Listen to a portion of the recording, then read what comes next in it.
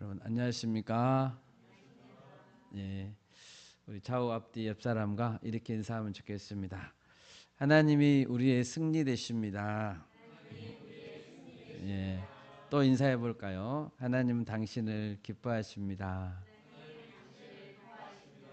예, 여러분 믿으시죠? 예, 하나님이 우리를 기뻐하시기 때문에 하나님 우리를 보시면 기분이 굉장히 좋으시답니다. 아멘. 우리도 하나님 전에 나와서 기쁜 마음으로 예배할 수 있어서 얼마나 좋은지 모릅니다. 로마서 8장에서 우리가 방금도 읽었는데 너무 큰 위로가 되는 말씀이 많죠. 우리에게 큰 위로가 되는 그 이유는 성도에게 약속된 최후의 승리를 우리가 확인할 수 있기 때문입니다. 로마서 8장은 그리스도 예수 안에서 우리가 죄와 사망 권세에서 해방되었고 또 사탄의 지배에서 완전히 벗어났다는 사실을 설명해 주었습니다. 또 우리들이 양자의 영 성령을 받아서 하나님을 아바 아버지라 부를 수 있는 하늘의 상속자들이 다 되었다고 확인해 주었습니다. 이제 구원받은 성도들은 남은 인생을 점점 성숙되어가는 신자로서 세상에서 살아가야 됩니다. 30절에서 말씀합니다. 또 미리 정하신 그들을 또한 부르시고 부르신 그들을 또한 의롭다 하시고 의롭다 하신 그들을 또한 영화롭게 하셨느니라. 마지막은 뭔가요? 영화롭게 하는 것입니다. 우리는 놀랍게도 최후의 영화로움까지 보장받은 사람들입니다. 믿으십니까? 아멘. 그것까지도 하나님 약속해 주셨어요. 얼마나 고귀하고 또 감격스럽고 안전이 보장된 인생입니까? 비록 우리가 바라는 것은 지금 우리 눈에 보이지는 않는 것들이어서 손에 붙잡을 수는 없는 것들이지만 그 보장은 오히려 눈에 보이는 어떤 만져볼 수 있는 증명서보다도 더 확실한 것입니다. 여러분 최후의 승리를 믿으십니까? 아멘. 오늘 설교의 제목은 최후 승리를 확신하는 이유입니다. 오늘 본문을 보시면 첫째로는 성령님께서 우리를 도와주신다라고 말씀하십니다. 26절입니다. 이와 같이 성령도 우리의 연약함을 도우시나니 우리는 마땅히 기도할 바를 알지 못하나 오직 성령이 말할 수 없는 탄식으로 우리를 위하여 친히 간구하시느니라. 성경에 보면 위대한 믿음의 사람들이 나오죠. 신약 성경에 보더라도 예를 들면 초대교회 제자들 보시면 큰 역사를 이루었습니다. 사도 바울도 그렇고 베드로나 요한 같은 제자들도 큰 일을 했습니다. 또 역사상 위대한 선교사님들은 한 나라의 역사를 바꾸고 민족을 구원하는 데 크게 공헌한 분들도 많습니다. 예를 들면 윌리엄 캐리라는 사람은 인도를 변화시켰고 허드슨 테일러는 중국을 변화시켰습니다. 얼마나 큰 나라들입니까? 그렇지만 이렇게 위대한 신앙의 인물들이라 할지라도 사람은 누구나 연약함을 가지고 있습니다. 연약함을 지니고 있음에도 하나님이 주신 사명을 감당하면서 혼자서는 결코 할 수 없는 일을 이루어내는 것은 성도 안에 계시는 성령님 때문입니다. 우리 안에 성령님이 계시기 때문입니다. 요한복음 14장 12절에서 예수님이 말씀하셨습니다. 내가 진실로 진실로 너희에게 이르노니 나를 믿는 자는 내가 하는 이 일을 그도 할 것이요 또한 그보다 큰 일도 하리니 예수님이 하신 일보다 큰 일도 하리니 이는 내가 아버지께로 감이라. 또 14장 요한복음 14장 16절에서도 말씀하셨습니다. 내가 아버지께 구하겠으니 그가 또 다른 보혜사를 너희에게 주사 영원토록 너희와 함께 있게 하겠다라고 했습니다. 예수님께서는 자신이 간구하셨죠. 하나님께 성령님을 보내달라고. 자신이 간구하셨고 하나님께서 보내주신 성령님께서 우리와 함께 있을 것이고 그랬을 때 성도들에게 큰 유익이 된다라고 말씀했습니다. 예수님께서 하셨던 일보다 더 큰 일까지도 할 수 있다고 예수님 약속해 주셨습니다. 여러분 우리는 그런 자들이에요. 예, 아멘. 우리는 성령님을 의지하면 큰일을 할 수 있는 사람들입니다. 얼마나 놀라운 축복이고 특권입니까? 성령님은 우리의 연약함을 그냥 놔두시는 분이 아닙니다. 연약함에서 일어서도록 도와주시는 분이십니다. 도와주시는 분. 특히 우리는 마땅히 기도할 바를 알지 못하지만 오직 성령님께서 말할 수 없는 탄식으로 우리를 위하여 친히 간구하신다고 했습니다. 여러분 탄식한다는 것이 무슨 의미일까요? 탄식한다. 우리가 몸이 아파 보면 독감이 걸렸거나 무슨 두통이 심하게 오면 막 끙끙 앓는 소리를 내잖아요. 끙끙 앓습니다. 그런 것처럼 탄식한다는 것입니다. 탄식한다는 것은 그런 것입니다. 고통 가운데 신음하는 것, 그게 탄식입니다. 성령님은 탄식하실 필요가 없죠. 원래는. 그런데 왜 성령님이 끙끙 앓으실까요? 왜 탄식하실까요? 그것은 우리들을 바라보고 우리들이 연약하기 때문에 우리들이 탄식하고 있기 때문에 그것을 당신의 고통으로 알고 함께 탄식하시는 것입니다. 우리 21절에서 23절 같이 읽어볼까요? 21절에서 23절 같이 읽습니다. 그 바라는 것은 피조물도 썩어짐의 종로로 단데서 해방되어 하나님의 자녀들의 영광의 자유에 이르는 것이니라. 피조물이 다 이제까지 함께 탄식하며 함께 고통을 겪고 있는 것을 우리가 아느니라.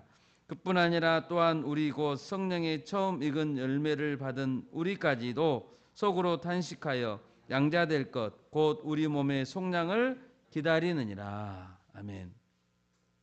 우리들은 세상 가운데 살면서 탄식합니다. 고통 가운데서 몸의 속량을 기다립니다. 우리들뿐만 아니라 다른 피조물들도 하나님의 아들들의 나타나심을 기다린다고 했습니다. 그리고 썩어짐의 종노릇한 데서 해방되기를 기다리며 탄식한다고 했습니다.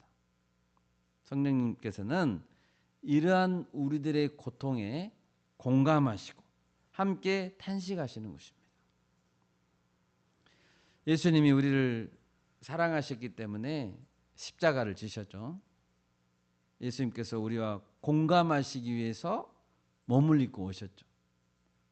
그런 것처럼 성령님께서도 우리를 위해서 탄식하고 계십니다. 공감하실 뿐만 아니라 우리가 마땅히 기도할 것을 알지 못할 때 우리를 위해서 간구해 주신다고 했습니다.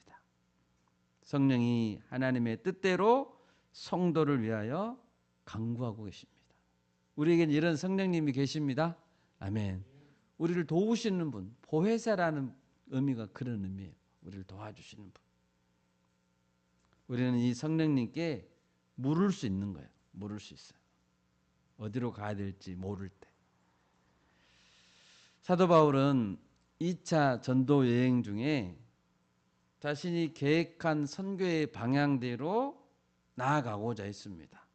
사도 바울이 얼마나 기도하면서 나아갔겠어요? 다음 목적지를 향해 전진하는데 자꾸만 성령님께서 그 길을 막으셨습니다. 바울이 가려고 하는 그 길을. 우리 한번 찾아볼까요? 사도행전 16장 6절 7절 같이 읽겠습니다.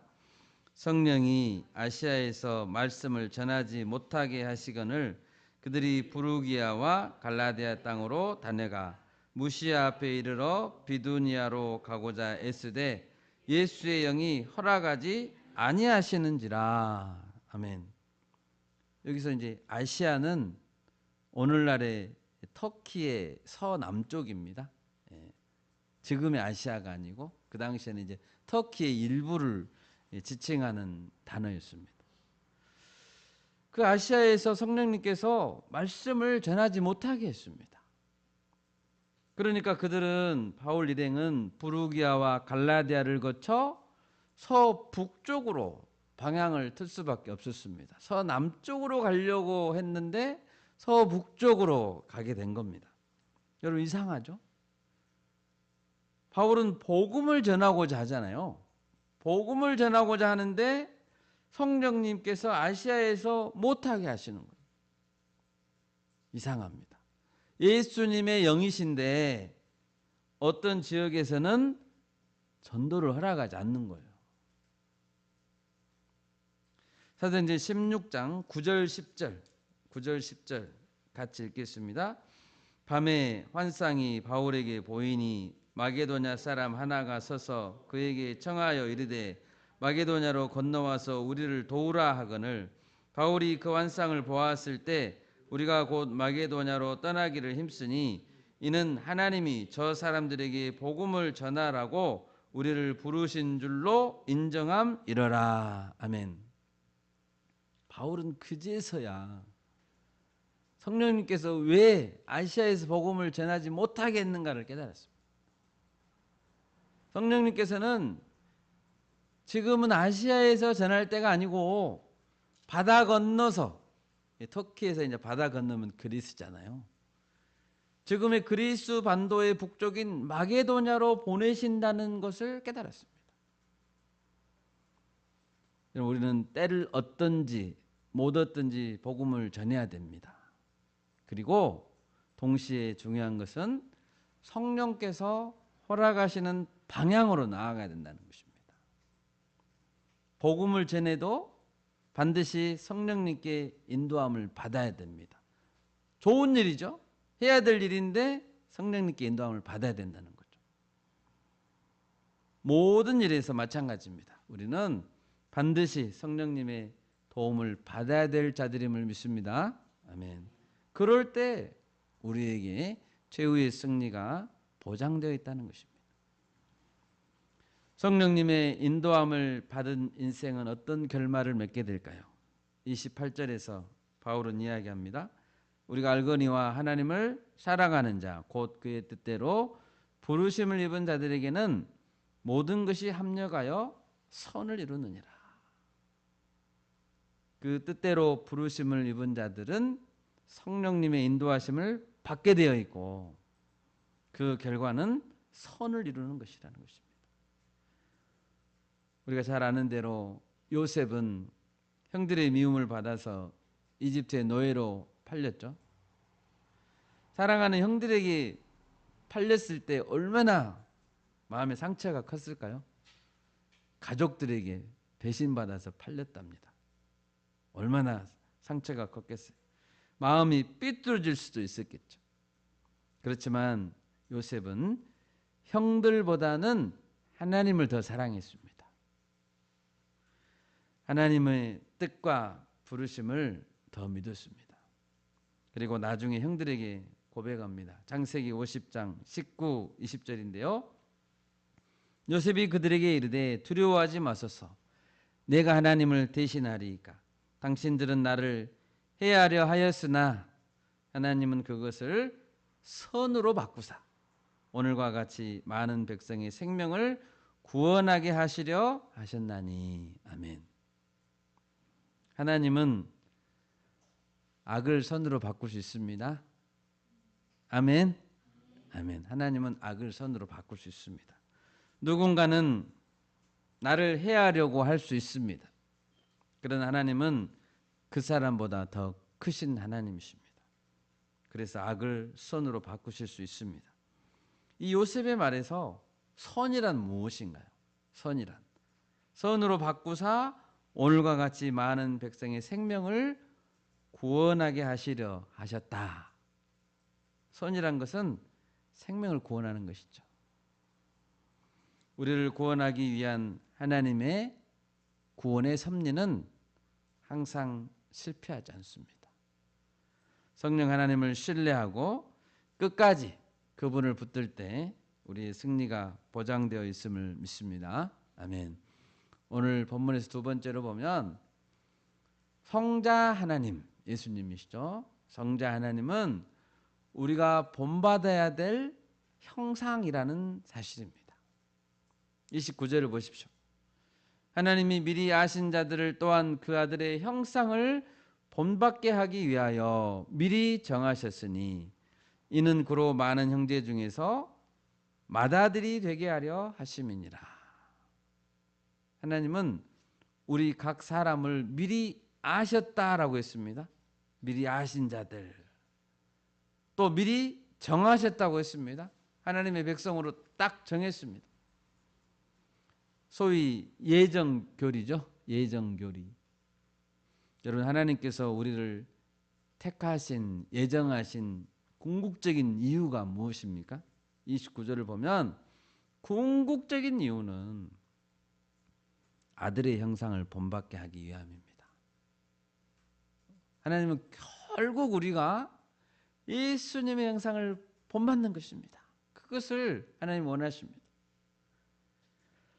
여러분, 하나님께서 우리에게 가장 바라는 것이 있다면 예수 그리스도를 닮아가는 것입니다.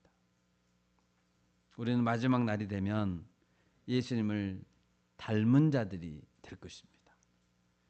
요한일서 3장 2절을 보면 이런 말씀이 있습니다. 사랑하는 자들아, 우리가 지금은 하나님의 자녀라. 장래에 어떻게 될지는 아직 나타나지 아니하였으나 그가 나타나시면, 여기서 그는 예수 그리스도죠. 그가 나타나시면 우리가 그와 같을 줄을 아는 것은 그의 참모습 그대로 볼 것이기 때문이다 라고 했습니다. 하나님은 믿는 자들을 자녀로 삼아 주신다고 했습니다. 하나님의 자녀가 되는 권세를 주셨다고 했죠.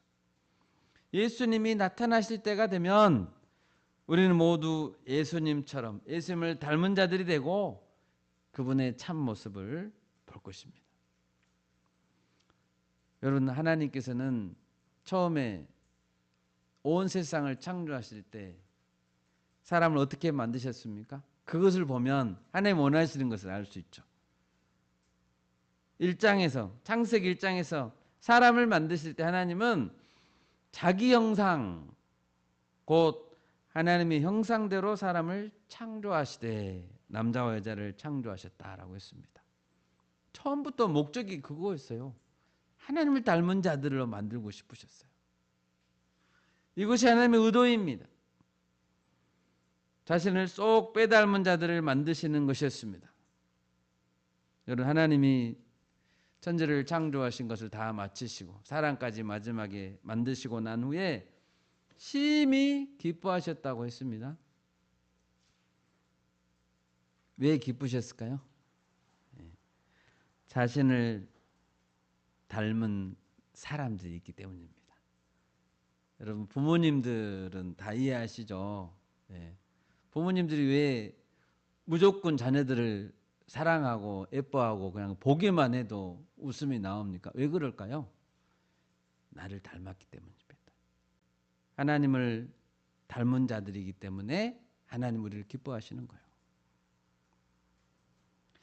사도 바울은 에베소서 4장 23, 24절에서 말합니다. 오직 너희의 심령이 새롭게 되어 하나님을 따라 의와 진리의 거룩함으로 지으심을 받은 새 사람을 입으라. 하나님을 따라 본받으라는 거죠. 그러므로 우리가 하나님을 가장 기쁘시게 하는 방법은 예수님을 닮은 자들로 변하는 것입니다. 예수님을 닮으면 하나님이 가장 기뻐하세요. 우리가 무엇을 하더라도 예수님처럼 행동하면 하나님이 가장 기뻐하세요. 우리는 어떻게 이 땅에서 영적 전쟁에서 승리할 수 있을까요? 사탄에게 미혹되었던 아담이나 하와를 닮으면 안 되겠죠. 그들을 닮아가면 실패합니다. 말씀의 검으로 예수님이 사탄을 물리쳤죠. 그런 것처럼 예수님을 닮아가야 됩니다. 예수님이 사탄을 대적하는 것처럼 우리도 대적해야 되죠. 또 하나님이 성도를 미리 알았고 미리 정하셨다라는 것은 어떤 의미가 있을까요? 예정되어 있다는 것은 이런 뜻이 아닙니다. 예정되어 있다는 것은 이미 구원이 정해져 있으니까 어떻게 살든 이렇게 살든 저렇게 살든 자기 마음대로 살아도 된다라는 그런 의도로 주어진 교리가 아닙니다. 예정교리는. 말씀을 악용하는 자들은 그렇게 말할 수 있죠. 구원이 정해져 있으니까 이렇게 살아도 결국 구원 받을 텐데 그렇게 적용하라고 준 교리가 아니라는 거예요. 하나님을 정말 사랑하고 하나님을 정말 감사하게 생각하는 자들은 내 구원이 미리 정해져 있었다라는 사실로 인해서 어떤 삶을 살아갈까요? 정말 하나님께 감사하고 사랑하는 자들은 이 예정 교리를 어떻게 적용할까요? 하나님은 뭔가 우리의 행동을 다 지켜본 다음에 우리의 구원을 결정하신 것이 아니라는 걸 알 수 있죠. 다 지켜본 다음에 우리를 구원해야 되겠다 이렇게 결정한 게 아니잖아요. 미리 정해져 있잖아요. 다시 말해서 우리의 구원은 우리의 행위가 전혀 영향을 미치지 못한다는 것이죠. 오직 은혜에 기인한다는 것이죠. 미리 아신 자들을 또한 미리 정하셨다라는 사실은 우리가 연약해서 실수할 때도 있죠. 연약해서 실수할 수도 있지만 그때에는 이 미리 아신 자들을 미리 정하셨다는 이 사실을 붙들고 이것을 확신하면서 다시 일어설 수 있게 만들어준다는 것입니다. 내 구원이 예정되어 있다면. 예를 들면 예수님께서 베드로에게 미리 말씀해 주셨죠. 네가 나를 3번 부인하리라. 이 말씀은 오히려 베드로에게 나중에 큰 힘이 됐겠죠. 왜요? 3번 부인할 줄 알지만 주님이 나를 위해서 십자가에서 죽으셨잖아요. 그래도 나를 사랑하시잖아요. 그러므로 이 예정교리는 믿음을 더 강화시켜준다는 것입니다. 우리가 예정된 자리란 사실은 우리가 승리했을 때도 있죠. 실수할 때도 있지만 승리했을 때 자신의 공로를 자랑하는 것이 아니라 하나님의 은혜를 더 감사하게 해줍니다. 이 예정교리는 결국 도덕 폐기론을 가져오는 것이 아닙니다. 이렇게 살아도 되고 저렇게 살아도 되고 다 어떻게든 상관없다. 이 도덕 폐기론을 가져오는 것이 아니고 우리의 거룩한 삶을 더 거룩하게 해주고 우리 구원이 흔들림 없이 보장되었다는 사실을 깨닫게 해주는 것이죠. 또 내 구원이 예정되어 있다는 사실은 무엇을 의미합니까? 그것은 내 인생이 우연한 산물이 아니다라는 것을 깨닫게 해줍니다. 나는 우연한 존재가 아니라고. 주님이 다 정하신 존재라고. 하나님은 자신을 소개할 때 나는 스스로 있는 자라고 하셨습니다. 하나님 외의 모든 피조물은 아무도 자기 스스로를 만들어낼 수 없고 스스로를 있게 할 수 없죠. 하나님께서 나를 창세 전에 미리 아셨고 나를 어머니 태에서 만드셨고 특별한 사명을 감당하는 자로 만드셨다는 것은 강력한 목적의식을 만들어줍니다. 왜 살아야 되는지를 알려주는 거죠. 우연한 존재는 왜 살아야 되는지 어떻게 알겠습니까? 어려운 난관에 부딪혀도 희생을 두려워하지 않고 도전하게 해주는 것, 그것이 바로 애정교리입니다. 요즘 세상 사람들, 특히 젊은이들은 왜 내가 고난을 감당해야 되는지, 왜 고생해야 되는지, 왜 살아야 되는지 깊이 생각하지 않습니다. 어려운 것에는 그래서 도전하지 않아요. 그런데 하나님의 자녀들은 이 여정교리를 통해서 분명한 인생의 목적의식을 가지고 사명자로, 도전자로 살아가게 되는 것입니다.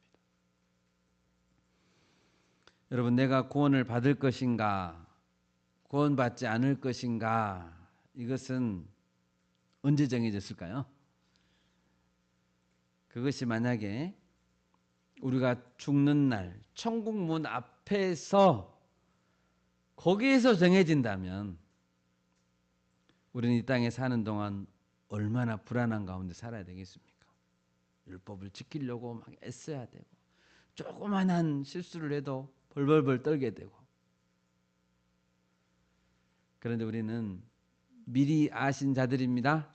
아멘. 미리 정해진 자들입니다. 아멘. 30절에서 보듯이 미리 정하신 그들은 반드시 부르십니다. 부르신 그들은 전부 반드시 의롭다 하십니다. 의롭다 하신 그들 중에서 일부만 영화롭게 하는 것이 아닙니다. 의롭다 하신 그들은 반드시 전부 영화롭게 하십니다. 얼마나 감사합니까? 그러므로 이미 구원을 얻은 자는 불안과 불신과 두려움이 아니라 감사와 기쁨과 평강 가운데서 살아간다는 것입니다. 여러분, 격렬한 전투 가운데 있는 군인을 생각해 보십시오. 격렬한 전투 가운데 있어요, 군인이. 이 군인에게 가장 용기를 주는 약속은 무엇일까요? 만약 부상을 당한다고 해도 반드시 너를 고국으로 데려갈 것이다. 반드시 데려갈 것이다. 만약에 네가 장렬하게 전사한다고 해도 반드시 너의 시신을 가족에게 전해주고 명예롭게 대우할 것이다. 이 약속일 것입니다. 이 약속이 확실하다면 그는 명분이 있다면 목숨 걸고 싸우겠죠. 여정교리는 이런 것입니다. 이러한 장래에 대한 분명한 약속이 바로 여정교리입니다. 이 약속을 믿을 때 우리는 최전선에서 용감하게 싸울 수 있고, 이런 영적 싸움이 기쁨의 시간이 되는 것이고 감사의 시간이 되는 것입니다. 예수님이 걸어가셨던 그 길은 바로 이러한 영적 싸움의 본보기였습니다. 그래서 우리는 예수님이 가셨던 길로만 가면 돼요. 예수님 우리의 형상이기 때문입니다. 마지막 셋째로, 성부 하나님의 사랑은 최후 승리의 보증이 된다는 사실입니다. 왜 하나님은 우리 승리의 보증이 됩니까? 먼저 하나님은 우리를 의롭다고 하신 분입니다. 우리는 모두 죄로 인해서 정죄받아 죽어 마땅한 자들이었죠.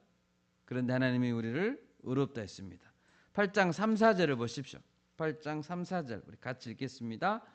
율법이 육신으로 말미암아 연약하여 할 수 없는 그것을 하나님은 아시나니 곧 죄로 말미암아 자기 아들을 죄 있는 육신의 모양으로 보내어 육신의 죄를 정하사 육신을 따르지 않고 그 영을 따라 행하는 우리에게 율법의 요구가 이루어지게 하려 하심이니라. 아멘. 율법을 주신 분이 하나님이시죠. 율법을 주신 분이 하나님이십니다.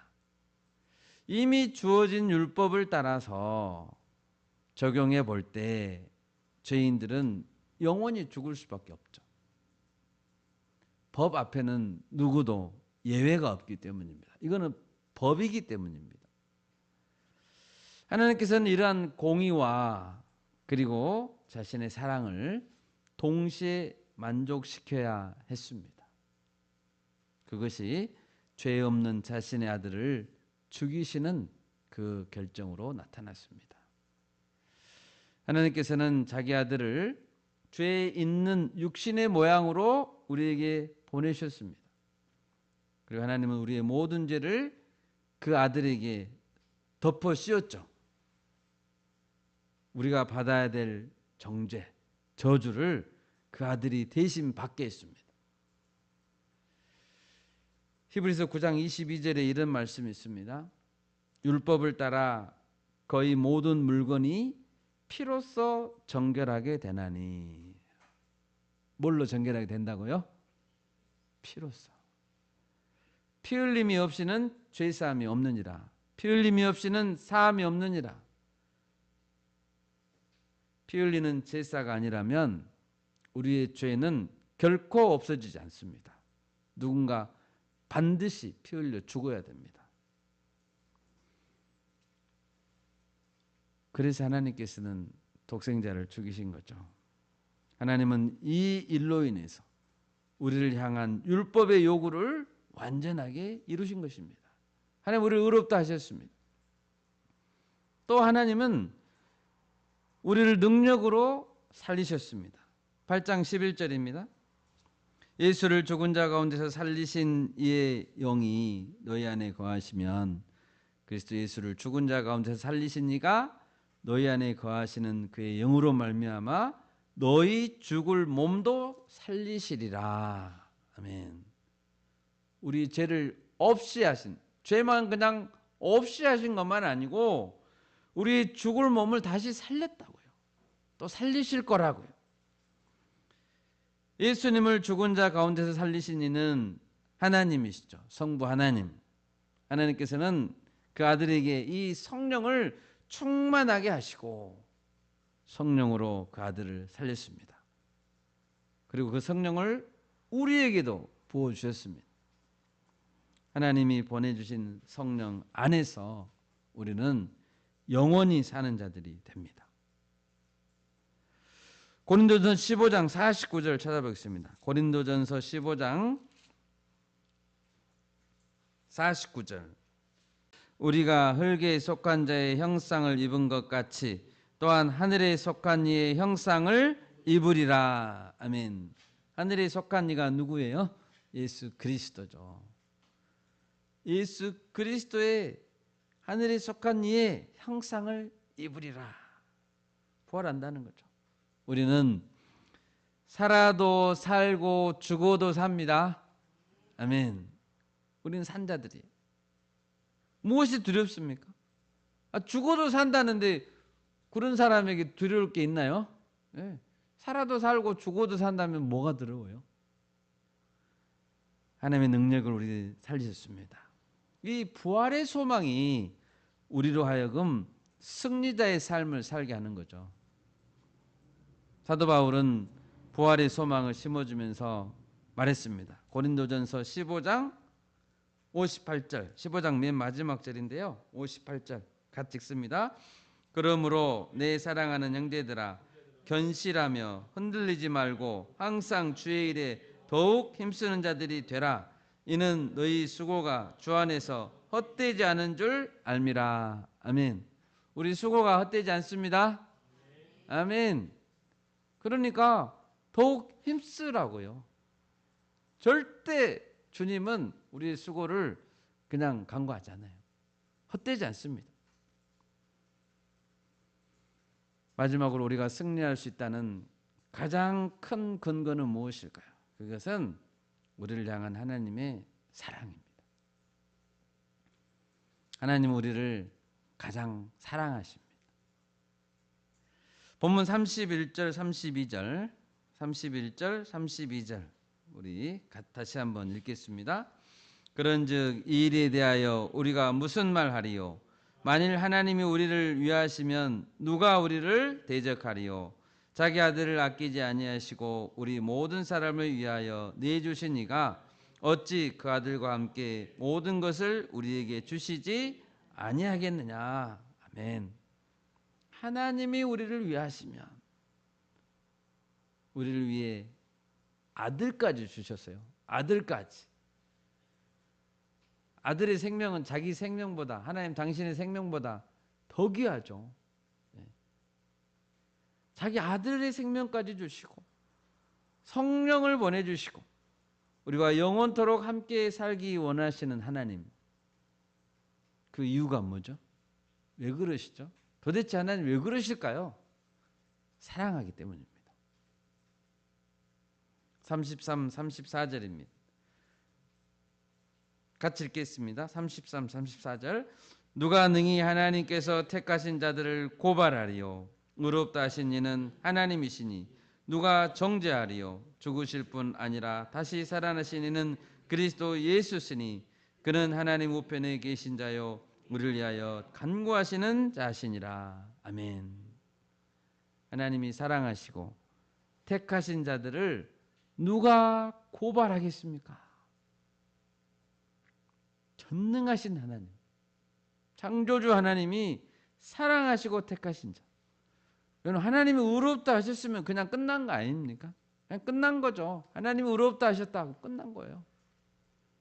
그런데 한 발 더 나아가서 하나님은 자신의 이 의롭다 하심, 이 의를 어느 누구도 무효화시키지 못하게 했습니다. 어느 누구도 무효화시키지 못하게 했습니다.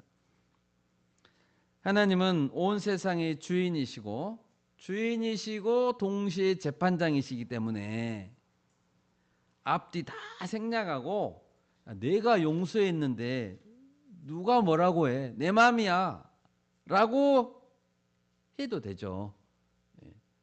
하나님 마음이니까요. 그렇게 할 수 있지만 하나님은 자신이 정하신 율법대로 자신이 만들어 놓은 법대로 절차상에도 문제가 없이 다 지켰다는 거죠. 절차상에 문제가 없이 법대로 다 지켜서 우리를 의롭게 했다. 피 흘려야 되면 피 흘리게 했다. 이것은 매우 매우 중요합니다. 이제 하나님이 이루신 의는 어느 누구도 무효화시킬 수 없습니다. 이제는 어느 누구도 고발할 수 없고 이유를 제기할 수 없습니다. 이 모든 것이 완벽한 사랑의 발로입니다. 35절에서 37절 35에 37절 같이 읽습니다. 누가 우리를 그리스도의 사랑에서 끊으리요? 환난이나 곤고나 박해나 기근이나 적신이나 위험이나 칼이라. 기록된 바 우리가 종일 주를 위하여 죽임을 당하게 되며 도살당할 양같이 여김을 받았나이다 함과 같으니라. 그러나 이 모든 일에 우리를 사랑하시는 이로 말미암아 우리가 넉넉히 이기느니라. 아멘. 겨우 이기는 게 아니고요, 넉넉히 이긴다는 거예요. 넉넉히. 물론 성도들이 매주 또 매일 마주하는 그러한 현실은, 성도들이 마주하는 현실은 도살당할 양 같은 거라고 했죠. 여기 보니까 우리가 종일 주를 위하여 죽임을 당하게 된다. 도살당할 양같이 여김을 받았다. 환난, 곤고, 박해, 기근, 이 적신이란 말은 헐벗었다는 겁니다. 위험, 칼. 이것이 성도들이 매주 마주하는 현실입니다. 사방의 원수들에 의해서 에워싸이는 위험 가운데 우리는 살아갑니다. 외적인 어려움도 있고 또 내적으로도, 우리 마음속으로도 경건하게 말씀을 지키고자 스스로 자처하는 고난도 있습니다. 스스로 자처하는 고난. 이것은 그 당시 초대교회 성도들뿐 아니라 오늘날도 마찬가지입니다. 사도 바울은 제자 디모데에게 이렇게 말했습니다. 무릇 그리스도 예수 안에서 경건하게 살고자 하는 자는 박해를 받으리라 라고 했습니다. 경건하게 살고자 하는 자는 박해를 받아요. 마지막 때가 가까우면 더 그럴 것입니다.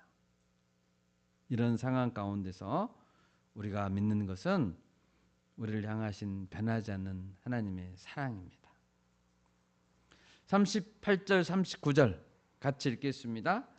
내가 확신하노니 사망이나 생명이나 천사들이나 권세자들이나 현재일이나 장래일이나 능력이나 높음이나 깊음이나 다른 어떤 피조물이라도 우리를 우리 주 그리스도 예수 안에 있는 하나님의 사랑에서 끊을 수 없으리라. 아멘. 이 말씀 꼭 기억할 수 있으면 좋겠습니다. 말씀을 맺겠습니다. 오늘 로마서 8장 후반부에서 성부, 성자, 성령 삼위 하나님께서 우리를 향해, 나를 향해 큰 소리로 말씀하고 계세요. 우리가 너와 함께 하겠다. 이렇게 말하고 계십니다. 우리가 너와 함께 하겠다. 성령께서는 날마다 우리를 위해서 탄식하며 간구하십니다. 성령께서 끙끙 앓으시면서 성자 예수님은 우리에게 본이 되시기 위해서 십자가의 길을 가셨습니다. 그리고 그 형상을 닮으라고 하십니다. 우리는 그 본대로 따라가면 됩니다. 과거의 내 인생의 쓰라린 상처, 현재의 일, 장래의 일, 앞으로 닥칠 어떤 큰 일이라도 우리를 하나님의 사랑에서 끊을 수 없습니다. 아멘. 걱정하지 마십시오. 네, 아멘. 걱정하지 마십시오.